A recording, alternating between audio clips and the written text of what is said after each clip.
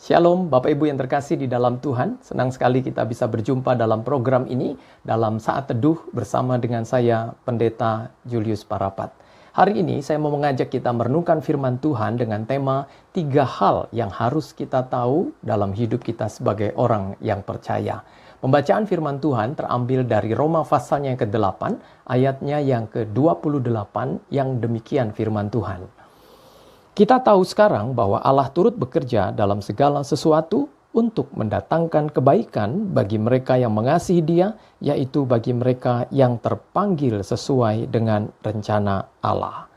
Bapak Ibu Saudara yang terkasih di dalam Tuhan, ayat firman Tuhan ini dimulai dengan sebuah kalimat, kita tahu sekarang. Dalam hidup ini ada hal-hal yang perlu kita tahu. Dan apa kata Alkitab tentang hal yang harus kita tahu sebagai orang yang percaya? Hal yang pertama saya catat dalam ayat ini adalah bahwa Allah turut bekerja dalam segala sesuatu. Kalimatnya di dalam ayat ini dikatakan kita tahu sekarang bahwa Allah turut bekerja dalam segala sesuatu. Kalau kita punya Tuhan yang turut bekerja dalam segala sesuatu, maka Dia juga ada dalam keadaan ini. Kita sekarang memiliki ketakutan yang sama. Kita sekarang memiliki rasa khawatir yang sama di tengah-tengah wabah COVID-19 ini. Tetapi jangan pernah lupa bahwa kita punya Tuhan yang sama, yaitu Tuhan yang tidak pernah meninggalkan kita. Alkitab berkata, Yesus Kristus tetap sama, baik kemarin, hari ini, dan besok sampai selama-lamanya. Dia ada di 3 bidang waktu kita. Dia ada di waktu kita kemarin, dia ada di waktu kita hari ini, dia ada juga di waktu kita besok dan seterusnya. Kalau dia ada di 3 bidang waktu kita, dia sesungguhnya adalah Tuhan yang tetap bersama-sama dengan kita dalam segala waktu. Kalau hari kemarin dia menyertai kita, hari ini di masa-masa sulit ini, dia juga pasti menyertai kita. Bapak Ibu yang terkasih di dalam Tuhan, keadaan yang sangat menyulitkan ini membuat kita sekalian tidak tahu apa yang harus kita lakukan. Biarlah ini menjadi bagian Tuhan. Bagian kita adalah melakukan apa yang terbaik yang bisa kita lakukan. Dengan tetap bersyukur, dengan tetap percaya, dengan tetap sadar bahwa ada Tuhan dalam hidup ini. Kita masih punya Tuhan dalam keadaan sulit ini. Kalau Tuhan dikatakan turut bekerja dalam segala sesuatu, dalam susah maupun senang, dalam sehat maupun sakit, dalam segala keadaan, dia tetap Tuhan yang akan melakukan bagiannya dalam hidup kita orang yang percaya. Itu sebabnya, Bapak Ibu yang terkasih di dalam Tuhan, mari mulailah hidup di dalam Tuhan. Mulailah hidup dipimpin oleh Roh, bukan lagi dipimpin oleh kedagingan dan kekuatan kita. Kita tidak bisa melakukan apa-apa dalam keadaan ini, tapi kita masih bisa berharap kepada Tuhan untuk menjaga, memelihara, dan tetap menyertai kita dalam keadaan-keadaan sulit ini.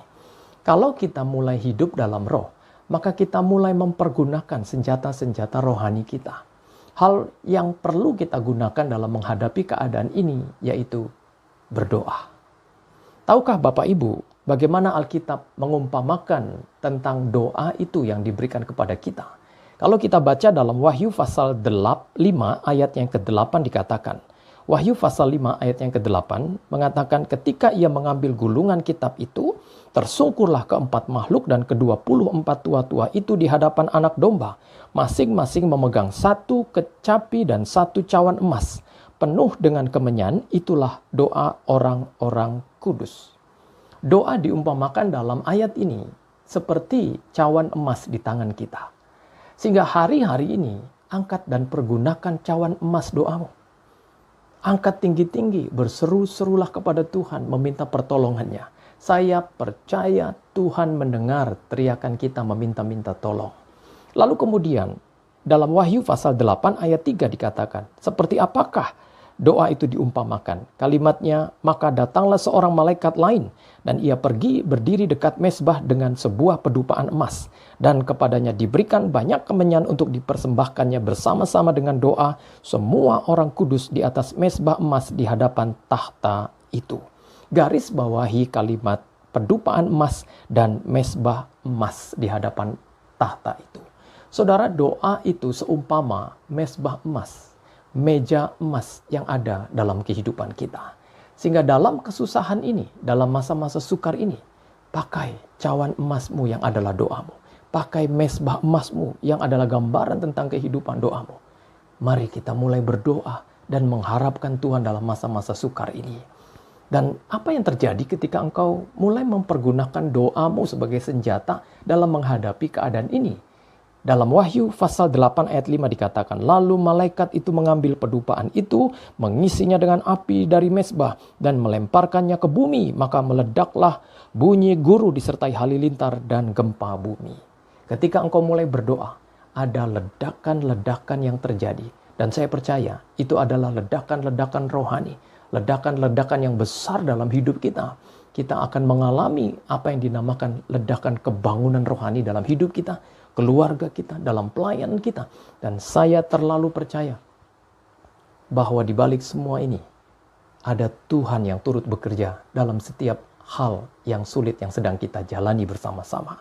Lalu yang kedua, Bapak Ibu, apa yang perlu kita tahu sebagai orang yang percaya berkaitan dengan Roma pasal 8 ayat 28 ini?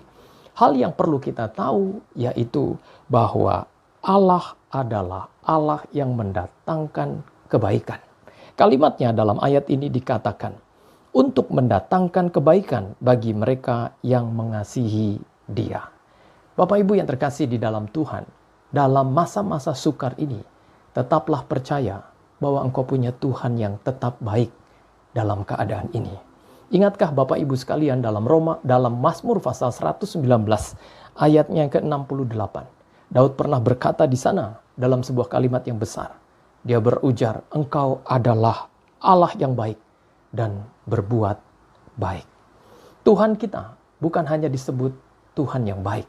Kita bukan hanya menyebut dia God is good, tetapi dia juga Tuhan yang berbuat kebaikan dan melakukannya bagi Bapak, Ibu, dan saya. Dalam Mazmur pasal 103 ayat yang kedua, Daud pun pernah berkata, pujilah Tuhan, hai jiwaku, dan jangan lupakan segala kebaikannya. Jangan pernah lupa bahwa kita punya Tuhan yang baik dan telah melakukan kebaikan dalam hidup kita. Kalau kemarin dia melakukan kebaikannya bagi kita, hari ini pun dia juga tetap sama. Dia tetap melakukan kebaikannya untuk menolong dan memberkati kita sekalian. Sehingga jangan takut dan gentar dalam keadaan yang sulit ini. Kita punya Tuhan yang baik. Lalu yang ketiga, apa yang harus kita tahu dalam hidup kita sebagai orang yang percaya? Dalam ayat Roma 8 ayat 28 ini, kita harus tahu bahwa kita punya Tuhan yang memiliki rencana dalam hidup kita. Kalimatnya dalam Roma 8 ayat 28 ini dikatakan, yaitu bagi mereka yang terpanggil sesuai dengan rencana Allah.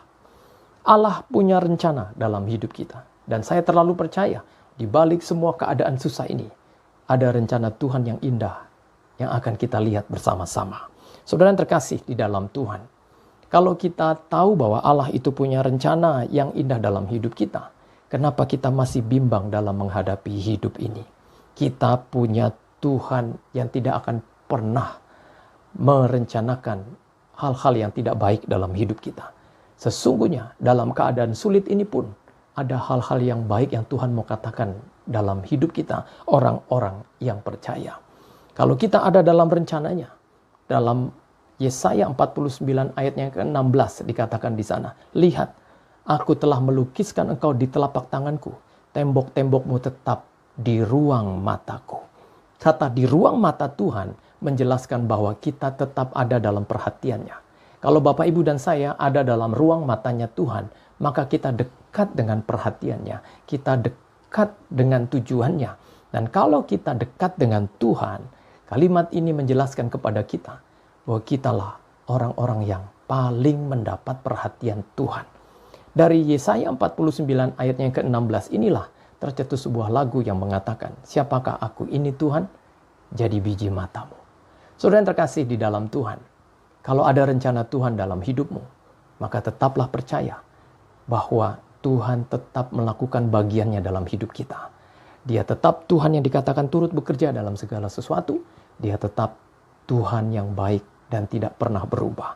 Jika ada rencana Tuhan dalam hidup kita, maka dalam keadaan sulit ini, kita tetap percaya bersama dengan Tuhan, kita pasti bisa memenangkan pertandingan atas keadaan yang sukar dan sulit ini.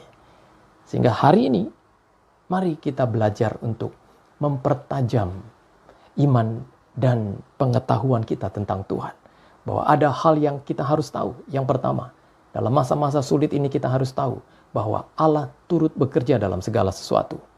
Lalu kemudian kita harus tahu bahwa Allah kita adalah Allah yang baik. Dan yang terakhir yang kita harus tahu adalah kita punya Tuhan yang memiliki rencana yang baik dalam hidup kita sekalian. Sehingga doa saya, kita selalu mengharapkan Tuhan dalam masa sukar ini. Kita tetap percaya, kita tetap ada dalam perlindungan Tuhan yang kuat. Tuhan memberkati saudara. Saya Pendeta Julius Parapat mengucapkan selamat menjalani hidup bersama dengan Tuhan. Tuhan memberkati kita semua. Shalom.